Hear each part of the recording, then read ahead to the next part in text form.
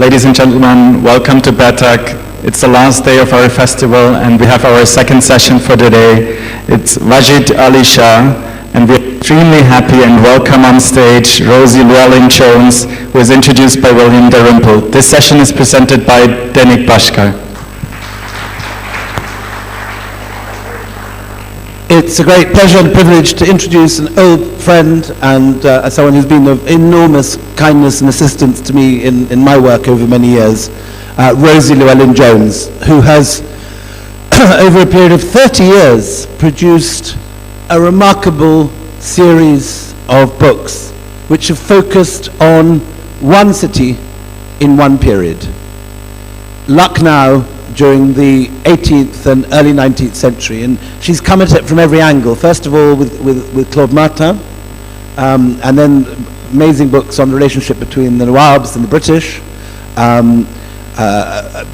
little forays down paths of engaging scoundrels and 1857, and finally has produced, not finally I hope, but at this point has produced, more lately has produced an extraordinary book on the legendary Wajid Ali Shah, this extraordinary figure who, despite being a man of, what did Alexander McCall Smith call it, traditionally built, was also a great dancer, a voracious lover. His book of girlfriends, the, what's it called, not the Ishqnama, not the Dilnama, the Ishqnama in Windsor is sort of every boy's dream bedpost, with just page after page of all the women he slept with a little poem about each one. But also an extraordinary, important figure in music, in art.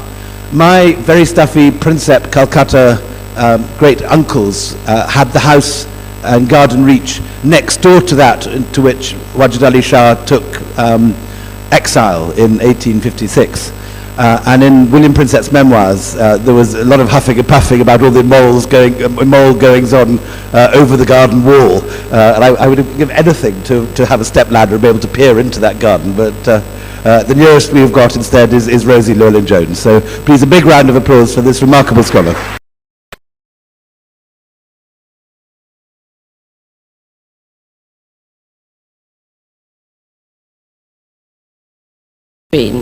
So there we are. How accurate is it?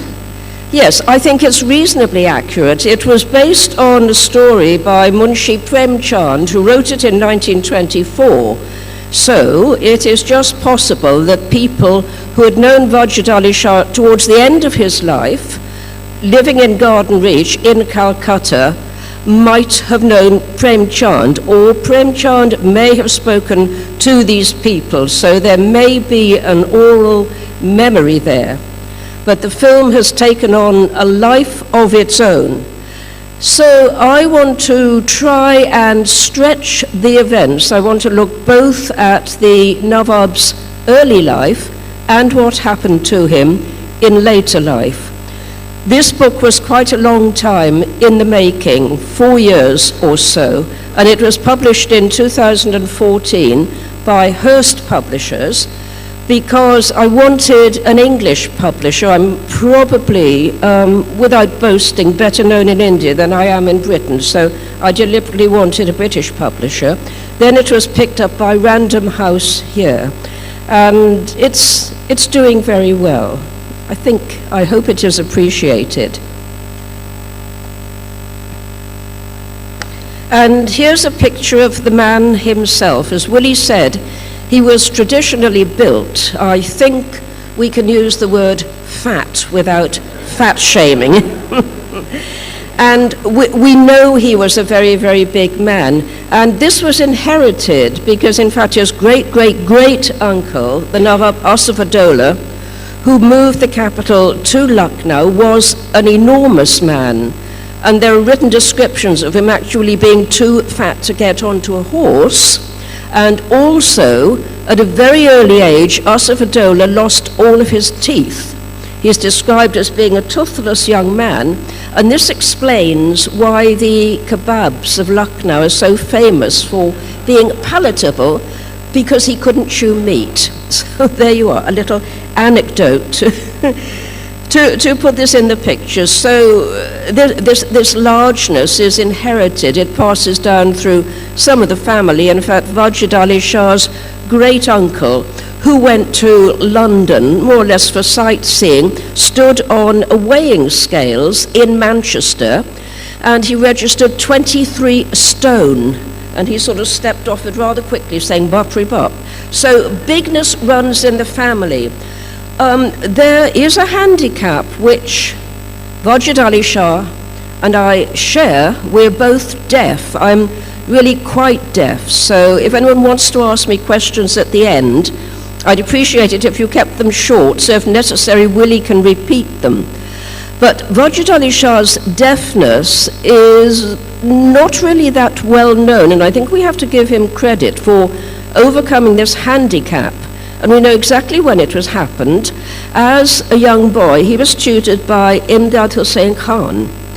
And it is said that the young boy, the young prince, would sit at his lesson, sort of tapping his feet, almost as though there was kind of invisible rhythm or music going on in his head. And his tutor became so infuriated with this. One point he hit him across the head, and he hit him so hard that he actually went deaf in one ear, and it was permanent. And the British resident made a point of always reading things out, or saying them twice, or saying them clearly, because he knew the Nawab couldn't hear that well. Now, this is a horrible handicap for a musician and a singer and a dramatist and a producer. So I think, we do have to pay him respect for, despite this rather serious handicap, and the handicap of his size, which meant he was often out of breath, he is known as a brilliant director, and I think this is how we need to look at him. I'm going to explore this later on. So here we have a man who is big, he's deaf, he's also doomed. He is actually doomed even before he sits on the throne. And there are anxious letters going between Calcutta and the British residents of the time saying, it's not going to work. I fear the worst. This prince is ruined before he's actually started. He never had a chance. The British never gave him a chance. All right, I can see he might have been annoying to deal with, but as I say, he was doomed even before he started. It was a foregone conclusion that sooner or later he would be deposed. And I think, again, we have to acknowledge and respect him that in that very brief period when he was king, only 9 years, he transformed the face of Lucknow, both architecturally and culturally too. He is a remarkable man.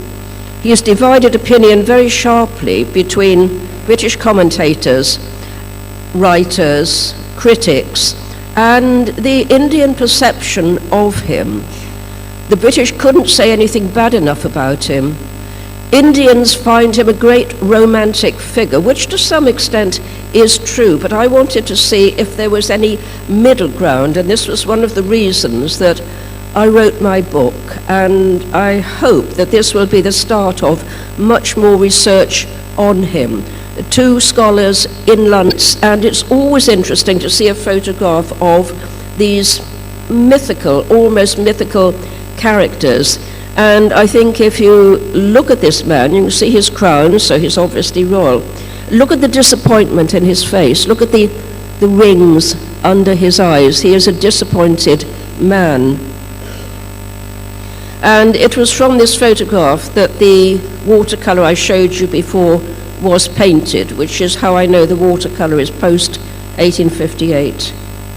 Now, here is a character who plays a more prominent part. This is Wajid Ali Shah's younger brother, Sikandar Hashmat, and he is the commander-in-chief of the Nawab's army.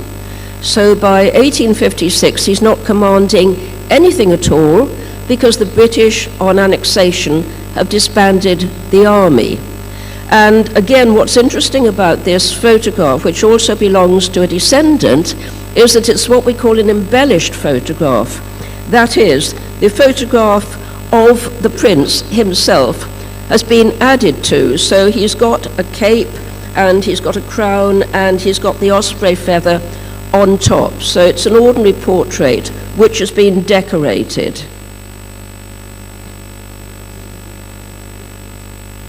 And here is an interesting photograph. It's a photograph of Wajid Ali Shah with one of his numerous wives. We think this is Akhtar Mahal, who was the second official wife.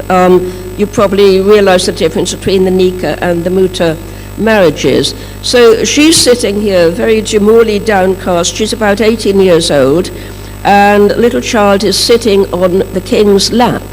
And I think you can see from this photograph that the king was indeed a fairly portly person. What we don't know is how tall he was. I'm assuming he was of reasonable height, and certainly two of his descendants that I know in Calcutta are very tall men indeed. And this photograph has an interesting history. The court photographer was called Emmett Ali Khan, who might or might not have been a relative of the royal family. But in any case, he took a series of intimate domestic photographs of the king and his family. He lived in Lucknow, and during the uprising, when a lot of looting went on, Colonel Hunter Weston, there's a name to conjure with, went into the house of the photographer, and he looted 2 large wooden boxes of glass negatives. He took them back to Ayrshire, and eventually he wrote his memoirs, My Time in India, hunting tigers and putting down princes and that kind of thing, and he published a few of the photographs. He had the glass plates developed. This is one of them. Now, you can imagine I have spent a very long time trying to find out what happened to the others. Can you imagine 2 whole boxes of negatives of Lucknow before 1856? I can't tell you what a treasure that would be. And I might actually talk to Willie about this and his Scottish connections, I think. But nevertheless, here we are, a picture of almost domestic bliss. And one thing you'll notice is that curious headdress that the Queen is wearing. And as far as I can tell, the women had their hair looped up in a sort of ponytail and covered with brocade and then looped back up again. And I think you can see it even more clearly in this watercolor. Again, fairly badly damaged. This is in Banarsi Bagh, the State Museum in Lucknow, and it shows the king reclining in the zanana with some of his ladies, and again that curious looped headdress. And one thing you do notice in the photograph, he had long ringlets, and this certainly comes over here. Now, as you can imagine, this didn't go down terribly well with the British, and this is what they said. This is how they described him. So, as I say, the poor man really never had a chance, and you get this great divide between the British, the residents, and the Governor-General, who thought that if you went around with musicians, eunuchs and fiddlers and dancers, as they called them, you were debauched, because they didn't understand what Wajid Ali Shah was doing.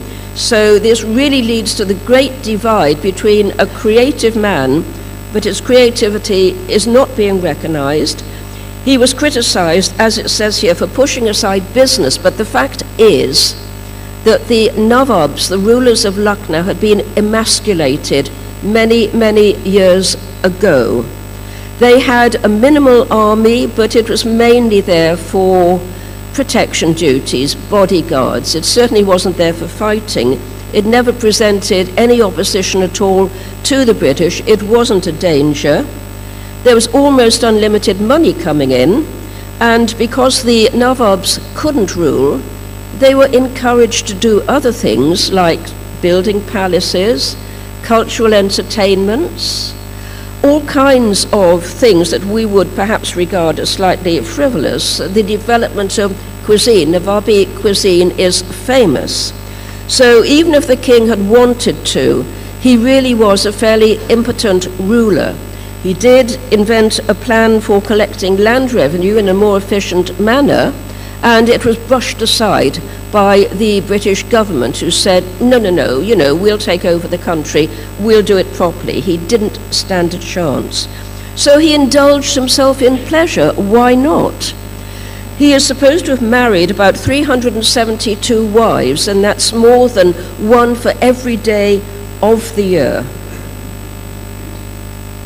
And this is possibly the most interesting. This is from the Ishqnama, the illustrated manuscript that Willie mentioned. It's in Windsor Castle, and we know exactly how it got there because it was looted from the Kaiserbagh Palace, the home of the king, in March 1858, and it was presented to Sir John Lawrence, who'd been governor in the Punjab, and Lawrence had it rebound in Calcutta and presented it to Queen Victoria. And it's been at Windsor Castle ever since. There is nothing erotic in it, even though it's called the Ishqnama, which is something like a chronicle of passion or a chronicle of love. And it is the king's youthful autobiography, and he talks about how he falls in love and all kinds of things. But for me, one of the most interesting passages comes at the beginning, when he says that he was, perhaps seduced is too strong a word, he was molested by a female servant when he was 8 years old. It was a servant, a middle-aged servant, who came into his bed and fondled him. And that happened again. For 2 years, he said he was frightened to report it to anyone because he thought he'd get into trouble, and the woman's servant threatened that he would get into trouble too. So she was eventually dismissed, and when he was 12 years old, the same thing happened again with another female servant. This time he was slightly older, he was not so frightened, but I think his perpetual quest for love and affection stems from this early childhood sexual abuse. Anyway, this is Pegram Hazrat Mahal. She's one of India's most prominent freedom fighters of 1857. And this is the only and first authentic portrait we have of her. And I'm quite surprised it had not been picked up before I actually started to look at the Ishqnama. There are a whole succession of women who pass through the courtyards of Kaiserbagh. And it's rather like an audition, if you like, and possibly the casting couch lies only a few rooms behind. So Wajid Ali Shah sits there, and the women come through a curtained doorway in the wall, and they parade in front of him, and they're all wearing the same clothes. They're wearing a dupatta and these rather ridiculous shoes called garara, which curl up at the toe, very Nawabi. And I just wanted to read you a short description of this because I think it's fairly significant. It also talks about his other wives. So, turning the pages of the Ishqnama, it soon becomes obvious that Wajid Ali Shah had a soft spot for dark-skinned brides. Jasmine Mahal, who he married in 1843, is clearly of African origin, with her short, curly black hair and un-Indian features. She appears in 4 paintings, one of which shows her with a group of people seeking permission to make the pilgrimage to Mecca. Another African bride, who he married in 1845, was named Ajib Khanum, which translates a strange woman, possibly from her foreign appearance.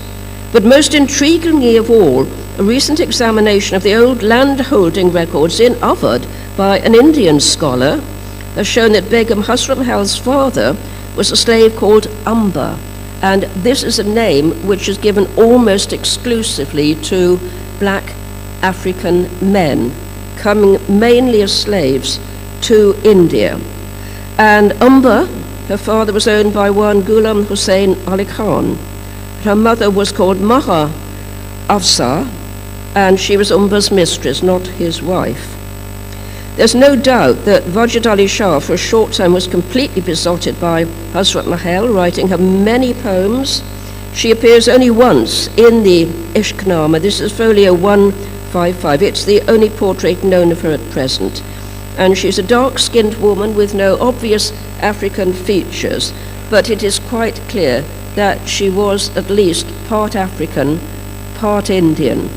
This doesn't detract from her later behavior. In fact, I think one of the reasons why she was so successful initially in resisting the British is that Wajid Ali Shah had, among his army, depleted though it was, a platoon or Pulton called the Hubshian Pulton, and we know this was composed entirely of African mercenaries.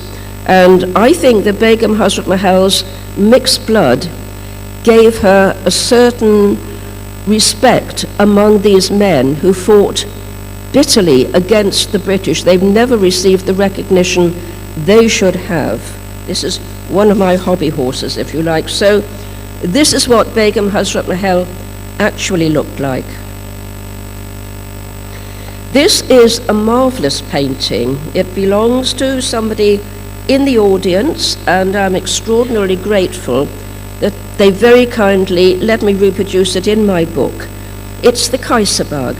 It's the last palace built by Wajid Ali Shah.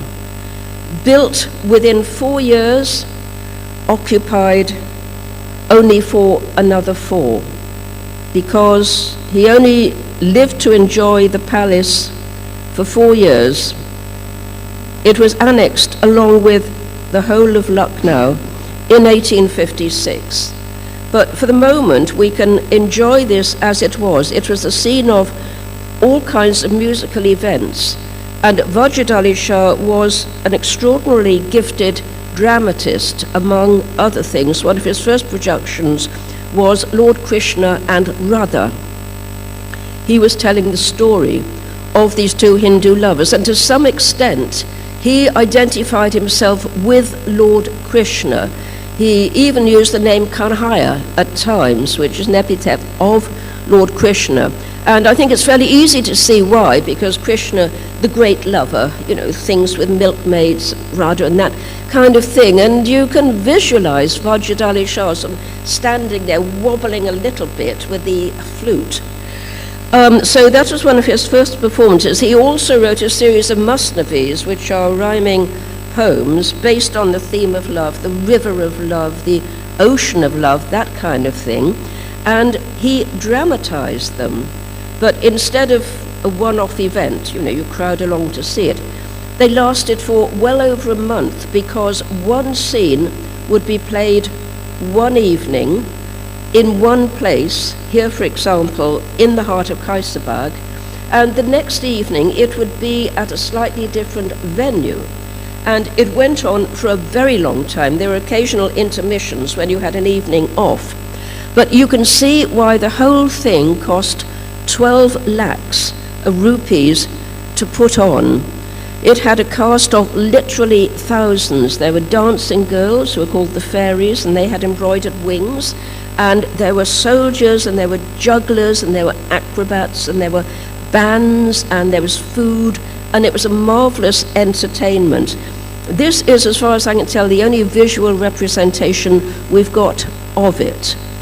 Parts of Kaisabag are still standing, so the gate that you see at the front and at the back are still there, and some of the walls, and certainly the Baradari, the square building in the middle. But I want you to look very, very briefly at the little bridge on the left-hand side. You can see it's slightly arching over a small canal, and on the right-hand side there's a rather odd creation with a number of towers and a little land bridge in the middle. And here it is. In reality, it was called the Lanka because it is, as you see, a bridge. And this was obviously taken after 1858. We don't have any pre-annexation photographs of this. And it's interesting because it's a fairly rough photograph. It's a glass negative. It's rough around the edges. And in the front, in the foreground, there is a man who's doing something with a sheep. But I like it because this building was demolished, and today in its place stands the Amanadola Public Library. And this, unfortunately, is all that remains of the little bridge that went over the canal that you saw to the left of that wonderful picture. Now here is the man himself in full prime. This is a copy of a painting, we think, by George Duncan Beechey. He was the court artist. And this copy, it's a good copy, it's in the Hussainabad Picture Gallery. Many people have asked, and I've also asked, why is the left breast exposed? And nobody can really come up with a convincing answer. The best we've got so far is that this was an expression of the king's poetic love, his sensitivity towards culture. In a way, a man who was sort of baring his breast to show deep, deep emotion. And it happens in nearly all of his paintings. A very early painting, when he'd just come to the throne, it's there. And as I shall show you at the end, in his last portrait. So it's a passionate man in all his finery. And here's what he looked like in reality. As I said, it's always interesting to contrast the photograph with the myth. And I love this because, again, he's in all his finery and he's puffing himself up. So he looks rather like a pouter pigeon. You know, the bigger you appear, the more scared your enemies are of you.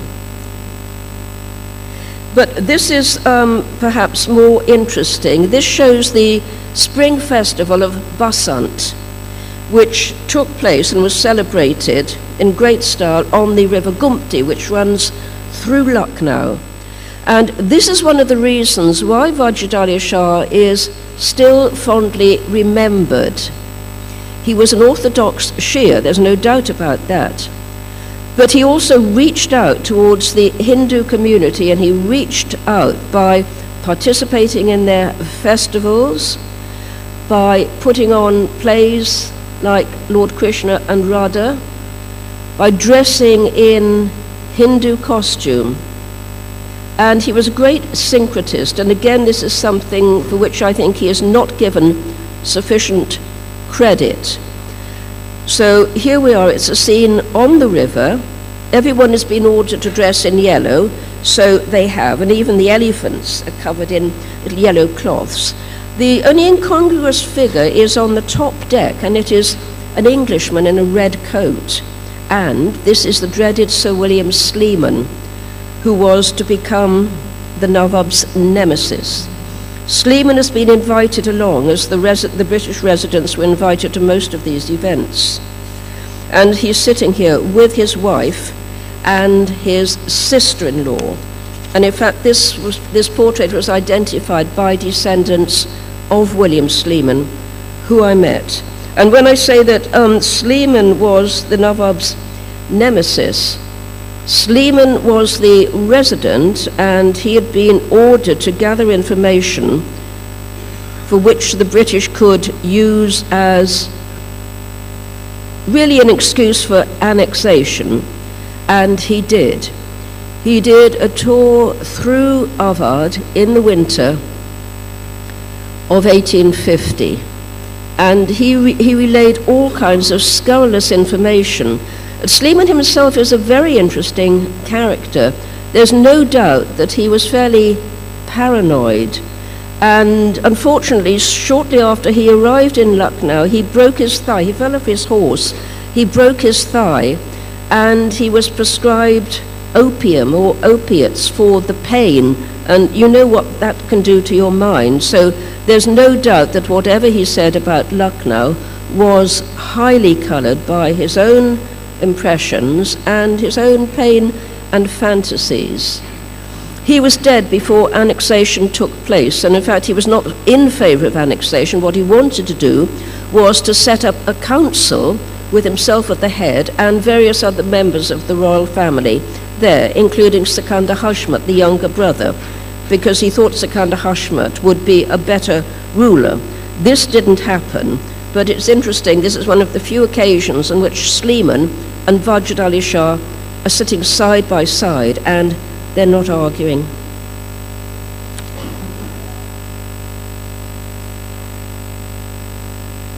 Right, we seem to have frozen. Can anyone help with this?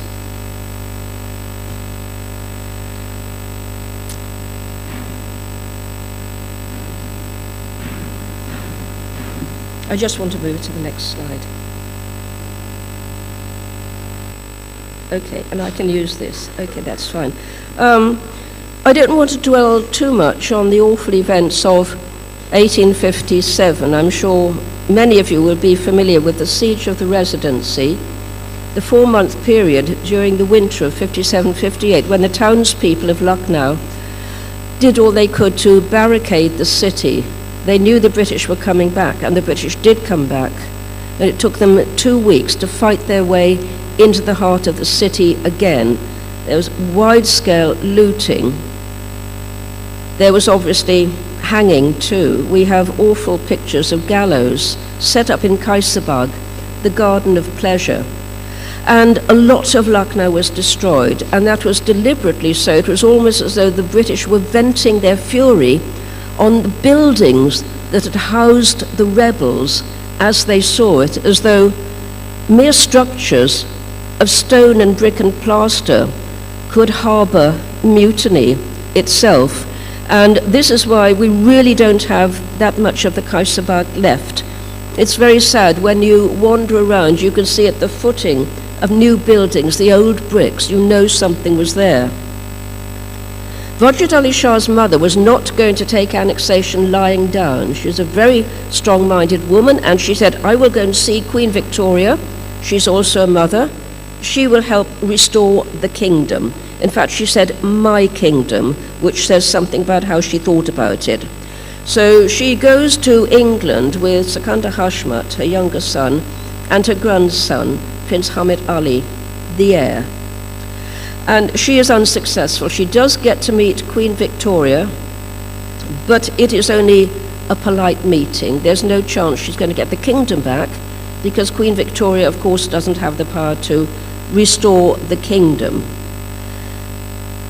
She does attend a few entertainments while she's there. She goes to see a pantomime at Drury Lane, Robin Hood, or Babes in the Wood. And because she's in Purdah, of course, there has to be a curtain in front of her. This was a great curiosity for the audience at the pantomime. And the royal family did try and keep themselves in the public's eye. We are still not sure why Wajid Ali Shah didn't go, but we think it was because he feared he might be unsuccessful and would therefore lose face when he returned to India. Also, his Prime Minister, Ali Khan, had been held back by the British. He relied very heavily on him. So we think this is why his mother took off in a bit of a temper, I must say. And very sadly, she died in Paris. She's buried in Père Lachaise cemetery in a large tomb. There's no inscription at all. There's a little notice in French which claims that Wajid Ali Shah was actually killed during the mutiny. And in a way, that's been his fate, because people didn't realize he had a considerable afterlife. 30 years he's lived in Calcutta. This is an interesting photograph, again from Windsor, and it shows Sikandar Hashmat, the younger brother, and the heir, Prince Hamid Ali, at the Manchester exhibition of art treasures. We think the top-hatted man in the centre was the director, but it's a curious little photograph.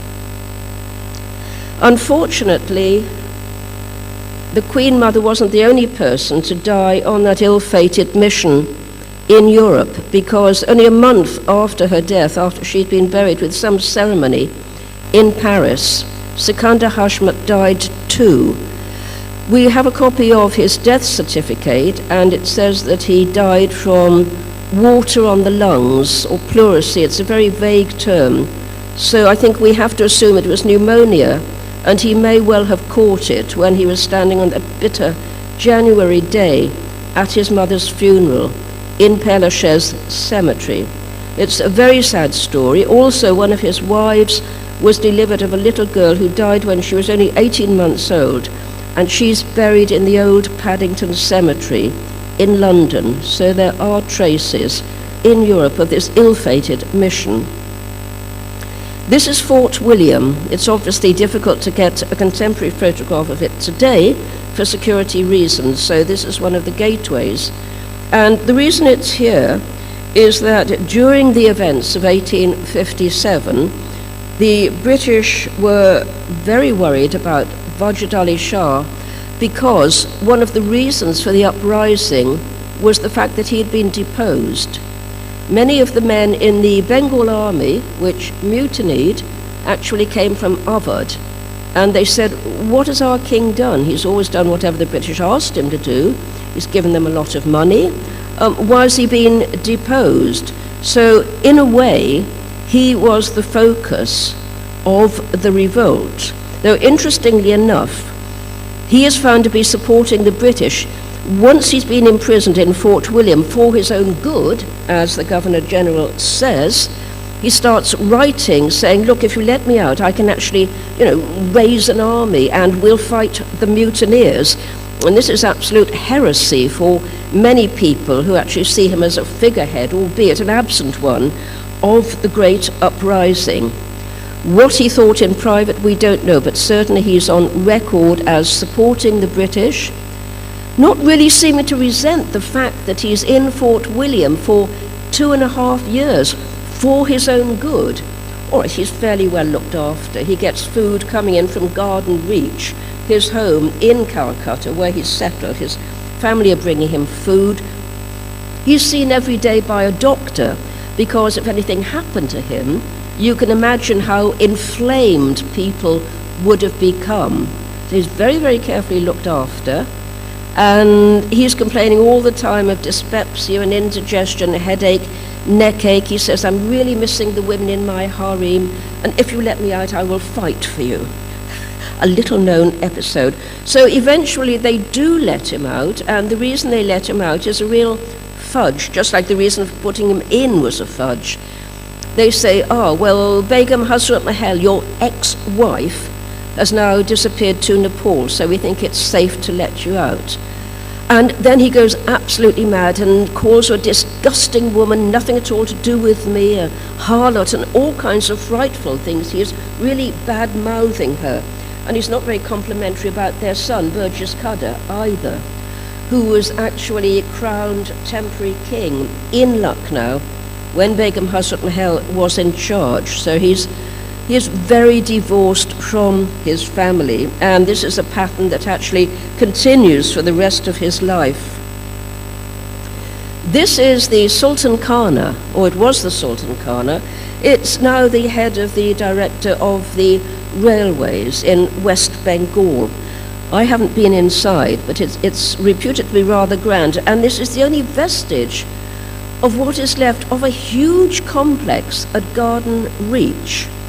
Once the king came out of prison, he decided to accept a very generous pension of 12 lakhs a year, which the British had allocated to him, and the British were quite blatant about this. They said, we think it's only fair that if we actually take kingdoms, we ought to pay the kings. And it wasn't just with Awadh that this happened, it happened with others too. The family of Tipu Sultan, the Mysore princes, did very well indeed for themselves, and so in fact did the Nawab of Surat. So it wasn't uncommon, it was just the size of the pension which caused people's eyebrows to flutter. And so it meant, of course, that the king had a huge amount of money. He bought up adjoining villas. This was not built by him, this was actually built in imitation of Metcalfe Hall in Calcutta. It's the poor man's version, if you like, of Metcalfe Hall, and it was inhabited by a judge. There are a number of judges, and as Willie has said, the Prinsep family too, because these were very, very grand villas. They were enormous. They were very large indeed. And when it was realized that Wajid Ali Shah was not going to go back to Lucknow after he was released from prison, a huge number of people came from Lucknow. Lucknow started to depopulate. Its population went down considerably because there was no work for people there. People who had been courtiers, people who had done fairly humble jobs like looking after the royal stables and the galleries and the cooks and that kind of thing. There was nothing for them left in Lucknow. So they came to Calcutta, and around Garden Reach, which is now a really dismal area, was set up what one writer described as a mimic kingdom.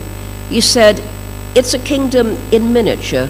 It's got everything you need. It's got big walls around it. It's got palaces. It's got gardens. It's got fountains. And, you know, the courtiers come along and they pay obeisance to the king, just as if he was still king. And in fact, one of the provisions of his pension was that he would be allowed to retain the title of king, but it would not pass on to his heirs. So his heirs are known now today as a prince or mirza, but they can't call themselves king. And the reason is obvious. The British were very, very wary of any kind of movement around him, around his family, that might threaten British security, which is why they demolished everything except this on the king's death. And despite this very, very large pension, he was always in debt because he was wildly extravagant. Whatever caught his eye, in a way, he was very much like Asaf-ad-Daula, his predecessor. Whatever caught his eye, he would want it, he would buy it. And the palaces were lavishly furnished.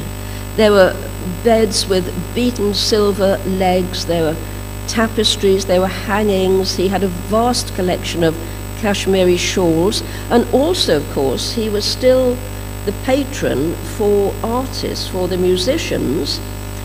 Musical events were still put on, not on the same scale, of course, as they had been back in Lucknow, but we know he patronized a huge number of musicians, not so much artists. We don't seem to find much evidence of painting at this period, but certainly printing. He was a great writer, he was a poet, he had his own printing press within the grounds of Garden Reach, and he printed and disseminated books. But one of his real extravagances was the menagerie. And this magnificent creature is here both to illustrate that, and he was quite blatant about actually preferring animals to his family. He spent a huge amount on them. He got them from, interestingly enough, a man called Mr. Rutledge in Calcutta. Now, whether this is any relation to Rutledge, the publishers, I don't know, but Mr. Rutledge would supply anything he wanted. So he got giraffes and rhinos and ostriches and anything. And when he was challenged by the British, who were fed up with bailing him out about his debts, he says, rather haughtily and quite royally, as regards the expenditure on the menagerie, the world knows I'm very fond of the collection, inasmuch as it can almost be said I'm born with it. I'm therefore attached to it with a degree of fondness which far exceeds that which I entertain towards my own sons and daughters. So there, that puts them in their place. And in fact, this was something that, sorry, how long have I got? Oh, okay.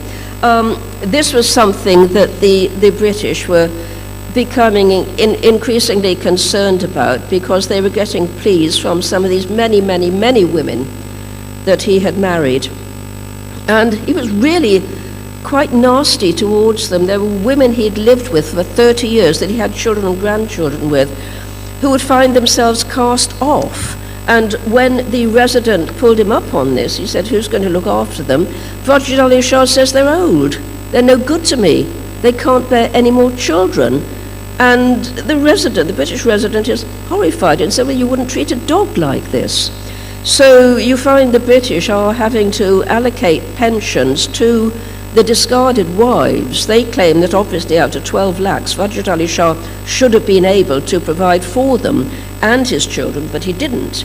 And then you start to get the sons coming along to the British saying, my father is spending all of his money on frivolous things. There'll be nothing left for me. And there wasn't, which is why the descendants have had to go out and earn a living.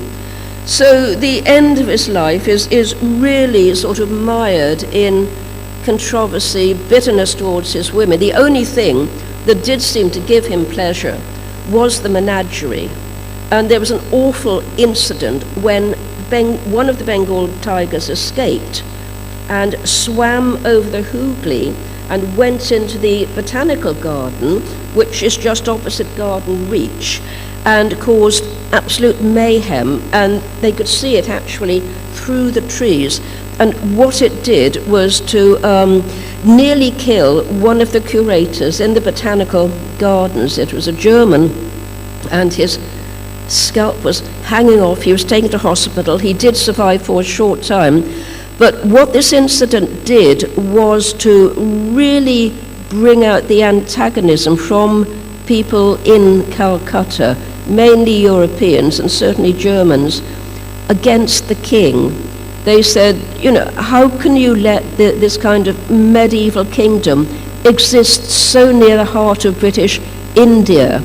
And the image of the tiger, that sort of wild, unconfined animal bursting out of Garden Reach and terrorizing the citizens of Calcutta, is a striking one. In fact, it's such a striking image, it's been used by 2 novelists. I thought I was the only person to discover it, but 2 novelists in England are actually using this. Is it true to see the king as a caged tiger? I don't think so. He was surrounded by more or less the people he wanted to be surrounded with. He could still carry on his life as he had done. It's a great shame that he quarreled bitterly with his family, with his wives and his children. He died in debt, of course. But one of the things I admire about him, and this is the last slide, is a portrait of him in old age. And he is still very much a king. He's still got the exposed breast, which, all right, is drooping a bit now, but it happens to all of us. He's still got these ridiculous slippers, and he is there. He is every inch a king. He saw himself as the last successor to the Mughals. And we can see, certainly when he was in charge in Lucknow, that many, many things the Mughals did, he continued with, like the patronage of poets and artists and musicians. And to some extent, he was still able to do this in Garden Reach. But when he died, and we don't know what he died of, he was in his late 60s, it was all swept away. His funeral was the last great event. It took 1.5 hours for his body to come from Garden Reach to the Imambara, which he had built to receive his remains. The Imambara is still there. It's called the Imambara Siptanabad, and the road, which used to be called Garden Reach Road, is now actually renamed as Nawab Wajid Ali Shah Road. This was due to his descendants. I actually went with them to the governor's palace in Raj Bhawan, and we petitioned for this to happen. We want a memory of him, but to me it's quite shameful that there is no road named after him in Lucknow. There's very little memory of him in Lucknow, and if my book has done anything to bring him to prominence, then I consider that a job well done. He was a remarkable man.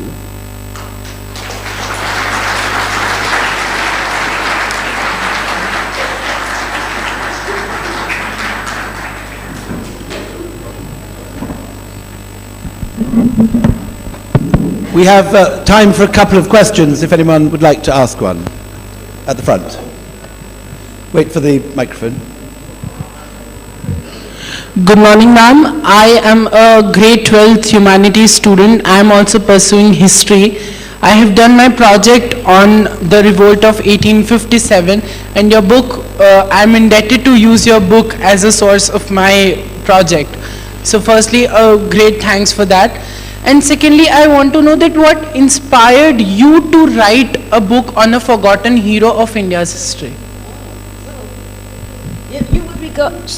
You would regard him as a hero, yes? I would.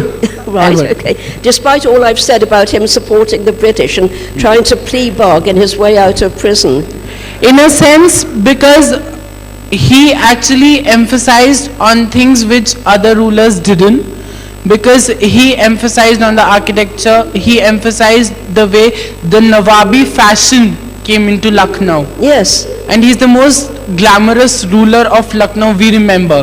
That is why I refer to him as hero. Well done, I'm with you. Yes, yes.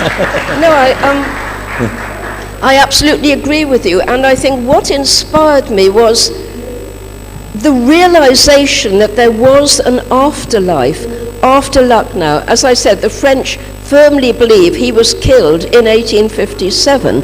They're wrong, of course, but I think that started me off thinking, well, what did he do for the rest of his life? What happened when he left Lucknow?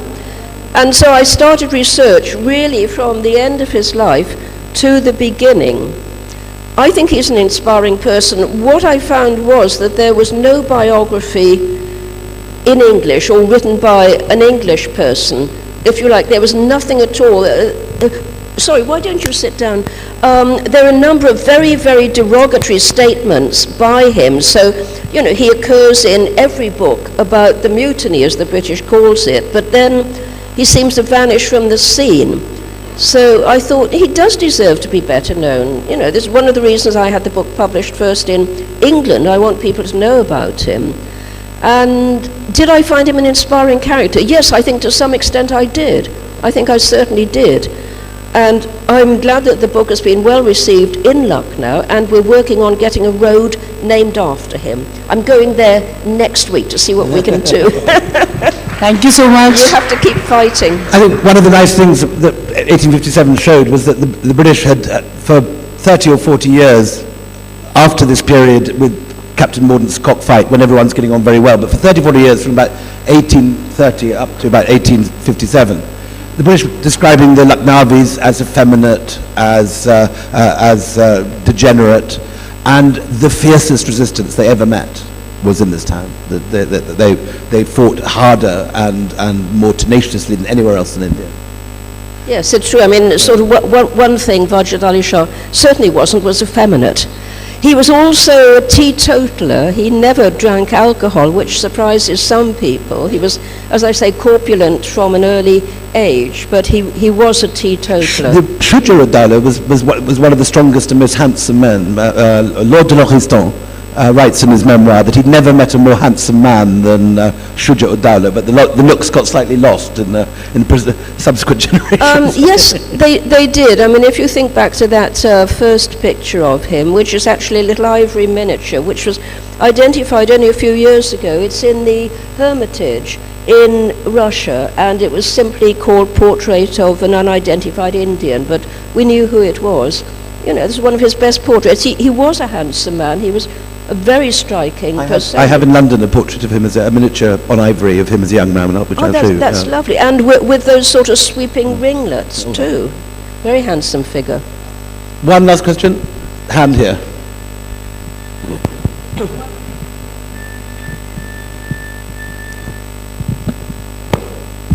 So during that time, like not just Wajid Ali Shah, but Bahadur Shah Zafar is also known to be more into arts and less into governance. So it was not just one person, but there were more and more rulers who were less into governance and more into arts and other things. So can you tell us like what caused that drift from governing the country and leaving it all to the British and like focusing on enjoying their life and arts and things like that? Sorry, can you just repeat the gist of the question? The question is, who are you addressing this question to? Yeah, I mean, whoever can answer, either of you. The question is that the same time as Wajid Ali Shah is neglecting business, but putting all his energies into the arts, a similar thing is going on in Delhi with Bahadur Shah Zafar. Yes, well, I think... Why, he says... Yes, the reason is the same, that in a way Bahadur Shah Zafar was confined only to the Red Fort. That was the extent of his kingdom. At least Wajid Ali Shah did have the whole of Lucknow, in fact the whole of Awadh, as his kingdom up to 1856. But in both cases I would argue that they were emasculated by the East India Company, and therefore in order to do anything at all they turned their interests and they turned their money towards the arts.